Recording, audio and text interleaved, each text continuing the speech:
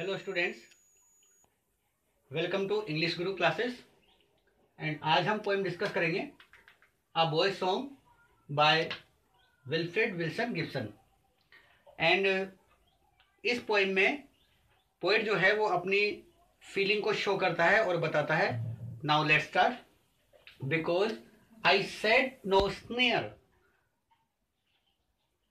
Set no snare का मतलब यहां पर होता है कि जाल नहीं बिछाना। पोएट जो है वो एक डीप फीलिंग्स जो है यहां पर शो करता है। और इसने यहां पर बिकॉज स्टार्टिंग ही uses the word because he does not want to show any kind of excuses. The poet does not want to show any kind of the excuses and he wants to show true feelings towards the birds. So इसलिए वो कहता because I set no snare but leave them flying free. मैंने उन पक्षियों के लिए कोई जाल नहीं बिछाया है लेकिन उनको फ्लाइंग फ्री उड़ने के लिए स्वतंत्र छोड़ दिया है। All the birds of the air belong to me. Belong to me. All the birds of the air. Air word यहां पर जो यूज किया गया है उसका मतलब यह है कि आकाश में उड़ने वाले जो ऑल द बर्ड सारे पक्षी है बिलोंग टू मी। यहां पर वो पोजीशन दिखा रहा है, पोजीशन बिलोंग टू मी, ये सारे मेरे हैं, तो मेरे अपने हैं। Now second stanza.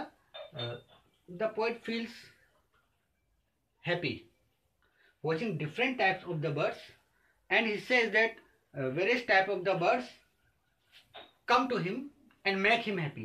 Now we will discuss from blue tit on the slow. Slow यहाँ पर एक झाड़ी के लिए आया है, एक प्लम बेर रूपी एक झाड़ी है। तो फ्रॉम देखो यहाँ भी इसने यहाँ पर एक इस तरह एक फ्रॉम एक एंड, तो एज ए जो वर्ड यहाँ पर यूज कर रहा है वो तो from the blue tit on the slow.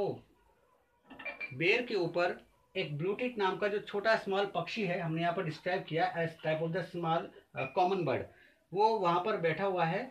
उस पक्षी से लेकर और ईगल तक, ईगल जो है वो पक्षियों में बड़ा माना जाता है। ऑन द हाइट, क्योंकि ऑन द हाइट का मतलब यहाँ पर हम बताते हैं ब्लूटिट जो है वो बहुत छोटा पक्षी होता है, बहुत कम ऊंचाई तक उड़ता है, और ईगल जो है वो उसकी अंत तक ऊंचाई तक उड़ पाता है। तो हम इसको एक बार एक्सप्लेन करते हैं। From the blue tit on the sloe, झाड़ी पर या बेर पर बैठने वाला एक ब्लूटिट पक्षी, उस पक्षी से लेकर और बाज ईगल तक जो अंत तक ऊंचाई तक उड़ता है। Uncaged they come and go for my delight, ये मेरी खुशी के लिए, जब भी वो मेरी खुशी के लिए वो मेरे पास आते हैं, और डिलाइट, और वो उसे डिलाइट जॉय, और वो उसे आनंद प्रदान करते हैं और वो उसे खुशी प्रदान करते हैं। And now in the third stanza and so the sunward way, यहां जो पोइट है वो फैसिनेशन फील्स करता है एक बहुत ही ज्यादा, तो इसलिए वो बोलता है यहां पर एंड सो द सनवार्ड वे, जो हाइट ऊंचाई यहां पर वर्णन किया गया है। आई सोर ऑन द ईगल्स विंग्स। देखो यहां पर पोइट ये कहना चाह रहा है कि पक्षी मेरे चारों ओर हैं, मेरे आसपास हैं, और सूर्य की तरफ उड़ते हुए आई सोर ऑन द ईगल्स विंग्स, मैं ईगल के पंखों पर बैठ जाता हूं और सूर्य की ओर यात्रा करता हूं।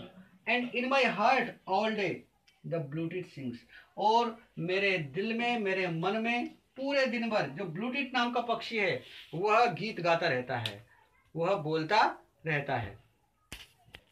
नाउ एट लास्ट कवि यहां पर कहना चाहता है कि he does not want to set any kind of the net to trap the bird. वो पक्षियों को जाल में बिछाने के लिए कभी भी पकड़ना नहीं चाहता, उनको पिंजरे में बंद करने के लिए जाल नहीं बिछाना चाहता, कभी यहाँ पर कहना चाहता है। And he favours the freedom of the birds, और वो ऑलवेज फेवर्स करता है कि पक्षियों को फ्रीडम होनी चाहिए, उन्हें मुक्त होना चाहिए, because they increase the beauty of the nature, they add the beauty of the nature. वो प्रकृति की जो सुंदरता है उसमें वृद्धि करते हैं, उसको इंक्रीज करते हैं। So the whole poem is completely dedicated to the birds because they increase the beauty of the nature. So आज हमने पोइम पढ़ी, and in the next we will discuss about the summary of the poem. और आप मुझे बताइए इसमें आपको क्या समझ में नहीं आया। Okay, thank you.